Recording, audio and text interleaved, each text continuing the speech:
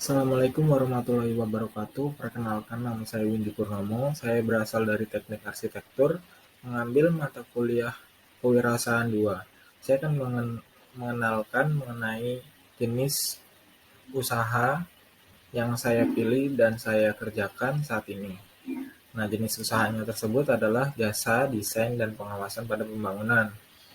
Untuk nama jasa desainnya bernama Sakala. Sedikit mengenai Sakala adalah Sakala itu memiliki arti yang mengartikan ketulusan dan kesempurnaan. Jadi harapan dari Sakala ini atau dari jasa desain ini adalah memberikan ketulusan pada perencanaannya dan memberikan kesempurnaan pada pembuatan keseluruhan bangunannya sampai ditinggali orangnya gitu.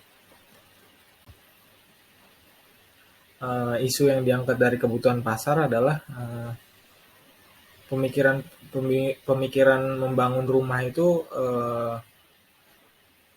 nggak cukup gitu, dari bantuan dari tukang atau mandor gitu kan, tanpa penggambaran itu akan memiliki impact atau dampak yang sangat panjang karena bangunan yang direncanakan itu akan uh, menjadikan kita itu mudah maintenance, mudah perawatan, mudah perencanaan, dan mudah mudah sampai perbaikan nanti di kemudian harinya. Terus isu yang diangkat juga adalah biaya jasa arsitek yang terkenal mahal. Makanya di sini kita akan mengeluarkan uh, jasa yang harganya itu bisa dinikmati oleh orang kalangan menengah ke bawah juga gitu. Jadi kita akan mengenalkan ke dia tuh kalau arsitek itu sebenarnya nggak mahal loh gitu. Justru malah dia memiliki benefit yang banyak kayak gitu. Nanti dia nggak buang material yang sia-sia, dia tidak buang kos atau biaya mandor, biaya tukang yang berlebihan karena semua itu direncanakan dan diperhitungkan sejak awal hingga pembangunan dan hingga bangunan tersebut berdiri gitu. Di situ juga ada tertera penggunaan jasa arsitek yang kalangannya hanya menengah ke atas. Nah, di sini Sakala ini mencoba menjawab itu karena Sakala itu harapannya adalah merintis dari bawah dan bisa dinikmati juga dari kalangan bawah sampai kalangan atas kayak gitu. Eh, Kasus di sini yaitu banyak yang menyayangkan penggunaan jasa arsitek karena harganya itu mahal. Jadi sebenarnya nggak mahal, cuman mereka kurang edukasi dan kurang kurang apa ya, kurang dipaparkan, kurang diberitahu bahwa benefitnya dari menggunakan arsitek dan menggunakan perencanaan bangunan tuh di kemudian hari apa kayak gitu. Itu yang akan dijawab dan diselesaikan pada eh, Sakala di sini. Nah, itu solusi yang udah ada tuh di lapangan, penggunaan jasa arsitek itu sebenarnya udah ada gitu kan. Cuman kalangan menengah ke atas aja yang rata-rata banyak yang menggunakan tersebut gitu. Karena background dari Sakala adalah background saya sendiri sebagai arsitek di Sakala adalah bergelut di konstruksi bangunan tinggi.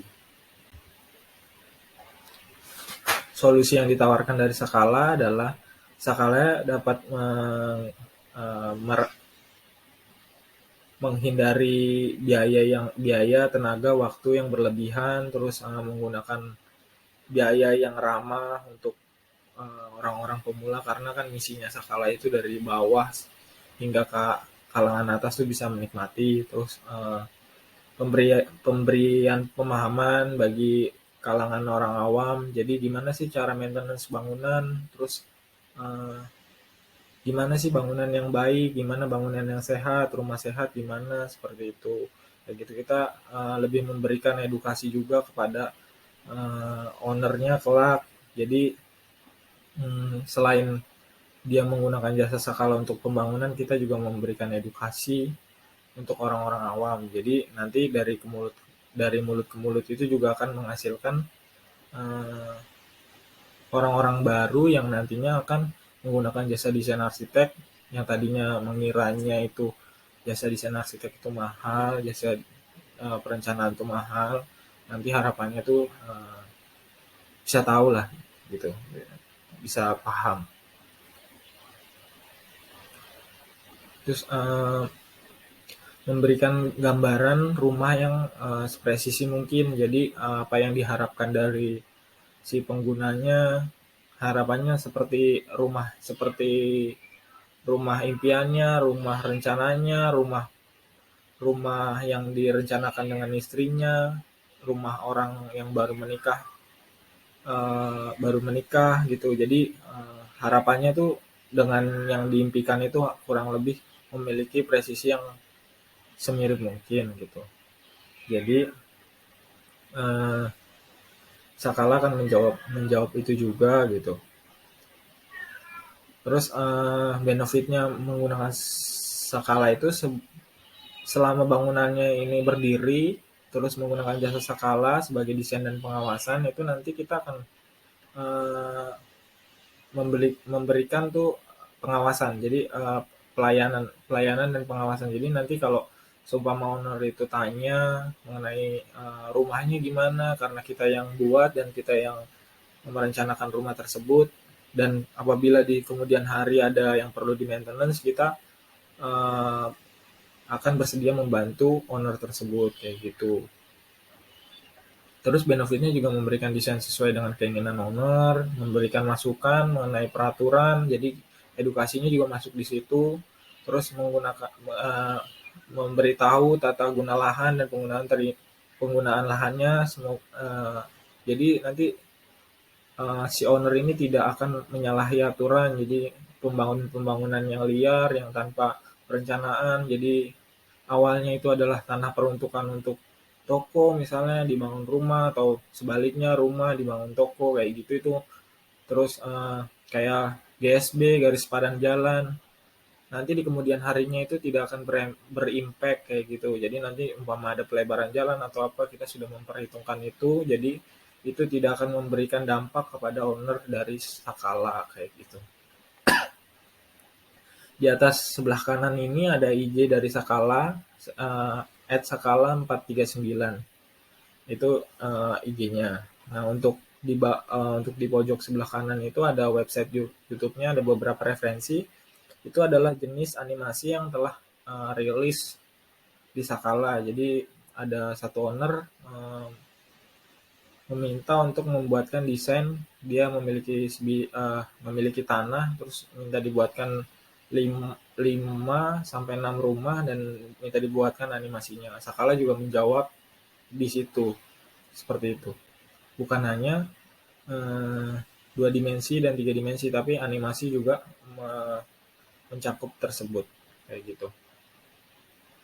Jadi di sini akan dijelaskan. Jadi inputnya itu perencanaan maksimal agar tidak menyebabkan pemborosan dan pemilihan material di kemudian hari. Terus pemilihan material yang ramah lingkungan memudahkan perawatan kayak gitu. Dan saat ada kerusakan di kemudian hari, nanti kita akan bantu untuk menyelesaikan hal-hal tersebut. Terus memberikan hunian yang sehat, nyaman untuk semua kalangan. Itu inputnya. Nah, untuk prosesnya itu merencanakan dengan baik, dengan maksimal, terus penuh perhitungan, dan sesuai dengan peraturan, kayak gitu. Untuk pemilihan material yang baik dan hunian sehat, itu juga termasuk dalam proses di sini. Terus outputnya adalah setiap orang yang menikmati rumah pertamanya, atau yang tadi saya bilang baru menikah, atau rumah yang diperbaiki atau rumah yang diperbaiki dengan baik dan layak untuk digunakan. Jadi nanti hasilnya tuh akan seperti itu. Jadi orang tuh akan menikmati rumah pertamanya tuh sesuai dengan apa yang diimpikannya atau direncanakannya kayak gitu. Terus rumah yang diperbaiki itu juga diperbaiki dengan baik, dengan tuntas, dengan selesai, sehingga layak untuk digunakan dalam jangka panjang kayak gitu. Tidak bentar maintenance kayak gitu, karena kita memperhitungkan sangat baik untuk merencanakannya dan untuk perbaikannya kayak gitu. Tidak ada pemborosan dalam segi biaya, waktu, dan material yang akan merusak lingkungan. Jadi dari segi pemilihan material, harga, itu kan kita rencanakan. Jadi itu nanti tidak akan memberikan apa cost atau biaya yang mahal bagi si owner tersebut kayak gitu. Outcome-nya tuh kalau kita membuat sesuatu yang direncanakan itu nanti di kemudian harinya itu akan memberikan kemudahan dalam pemeliharaan bangunan, karena bangunan yang direncanakan itu akan memberikan kebaikan sepanjang waktunya kayak gitu. Jadi mudah intinya gitu kan untuk memeliharanya, untuk lokasinya, terus untuk perbaikan-perbaikannya itu bisa dilihat di arsip-arsipnya, itu nanti kita akan berikan di skala ini gitu. Target customer-nya adalah per kategori usia, di sini saya bagi dari 3 gitu kan, 18 sampai 30. Rumah pertamanya merencanakan, terus 30 ke atas itu biasanya renovasi kayak gitu, rumah karena dia ingin anaknya udah 2, itu biasanya renovasi, tambah kamar atau upgrade ke lantai 2 kayak gitu. Terus developer seperti yang tadi ada di link video YouTube itu, jadi ada owner yang memiliki tanah terus dibangun beberapa rumah untuk dijual kembali kayak gitu. Nah, kompetisi dan pesaing di Sakala adalah biasanya tuh dari studio lama, terus konsultan yang terdahulu, startup juga kayak lulusan-lulusan yang uh, sepantar dengan saya, lulusan di universitas gitu, itu menjadi pesaing secara langsung karena kriterianya di sini kan ada 4. Uh, Terus secara tidak langsungnya itu adalah rekan satu jurusan, seperti rekan di uh, universitas, di SMK kayak gitu. Terus arsitek dalam lingkup. Jadi kebetulan saya adalah seperti yang saya sebutkan di awal adalah sebelum mendirikan Sakala ini saya bekerja pada konstruksi bangunan tinggi. Terus sumber pendapatan yang didapatkan oleh Sakala, pendapatan pertama saya bagi menjadi 4. Pendapatan pertama itu dari 2 dimensi, 3D visual, animasi bangunan, dan pengawasan pembangunan. Jadi rekap di sini adalah saya rekap secara 6 bulan. Pendapatan pertama itu di dari Januari sampai bulan Juni. Nah, total nilai pendapatan di sini ada saya catat itu dari Januari sampai Juni itu ada 31 pekerjaan per 6 bulan, atau total pendapatan di sini adalah 80 juta. Kayak gitu.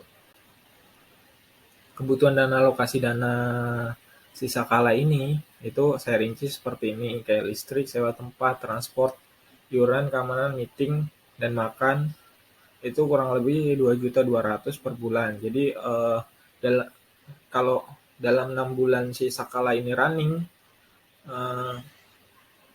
dalam 6 bulan itu menghasilkan 80 juta, terus per bulannya itu cost yang harus dikeluarkan untuk Sakala itu 2.200.000. Jadi 36 bulan tuh Sakala jika tidak mendapat pekerjaan tuh akan bertahan sebanyak 36 bulan atau 3 tahun akan habis uangnya kayak gitu.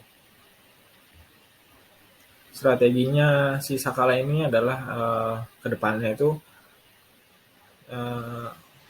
yang pastinya adalah mengembangkan si Sakala lebih besar lagi, terus melengkapi alat-alatnya, terus membentuk tim yang lebih baik dan lebih komplit. Kayak saya kan menambah tim-tim saya yang sebelumnya itu terbentuk dari tim-tim universitas, beberapa teman saya, jadi ini akan saya tambah lagi gitu.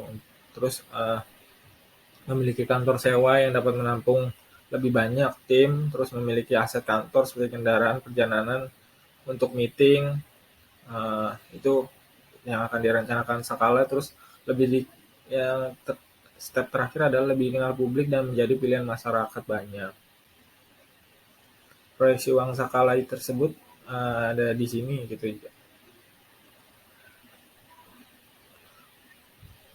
Untuk pendapatan 1, 2, 3, 4-nya adalah proyeksi keuangan 6 bulan, saya buat per 6 bulan. Jadi nah 10 konsumen per 6 bulan. Jadi jasa yang saya gunakan biasanya per 6 bulan itu tiga jasa yang digunakan oleh konsumen itu 31. Saya ambil rata-ratanya. Jadi kalau ada pendapatan 1 14 juta, pendapatan 2 24 juta, pendapatan 3 18, pendapatan 4 24, total pendapatan tuh 80 juta. Total COGS-nya itu 13 juta 200, laba kotornya COGS itu biaya biaya selama 6 bulannya, terus laba kotornya tuh 66 juta 800. Terus gaji dan upahnya itu 8 juta untuk 2 orang. Laba bersihnya tuh yang diterima Sakala per 6 bulan adalah 58 juta 800.